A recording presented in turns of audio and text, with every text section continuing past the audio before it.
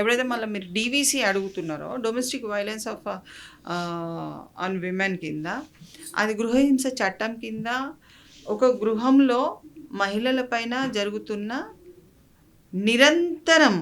నిరంతరం అంటే ఈరోజు ఆమెని ఒక మాట అన్నారు, రేపు కూడా అదే మాట అనొచ్చు, ఎల్లుండి కూడా అదే మాట, అలా కంటిన్యూ ఫర్ 3 months 6 months, అసలు ఒక 10 years నుంచి అవే విని ఆమెకు ఒక బాధాకరమైన సంఘటనలను చూస్తుంది.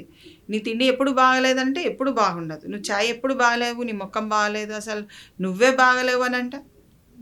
either the way she should be encouraged and she should be feel like living in the home atmosphere లో ఆమె బ్రతకగల పొజిషన్ని క్రియేట్ చేసే శక్తి సామర్థ్యం ఉంటేనే అక్కడ ఇంట్లో బ్రతకగలుగుతుంది ఒక భార్య కింద. ఎందుకంటే అందరినీ వదిలిపెట్టి ఒక భార్యగా తను రాగలుగుతుంది ఒక ఇంటికి.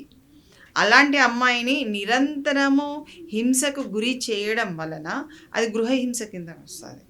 ఆ గృహంలో cruelty is very different and గృహహింస ఈజ్ వెరీ డిఫరెంట్. సో మీరు అడిగింది గృహహింస అడిగిందని నేను అనుకుంటున్నాను.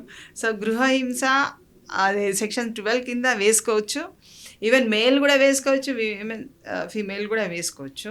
There are number of incident where they have to think of, అది ఎవిడెన్స్గా చేసుకొని వేసుకుంటే డెఫినెట్గా ఇప్పుడు ఏదైనా కొట్లాడితేనే, ఏదైనా నువ్వు కోర్టు ముందు తీసుకెళ్తే నీకు న్యాయం జరుగుతుందా లేదా అన్నది కోర్టుకు will give you the answer.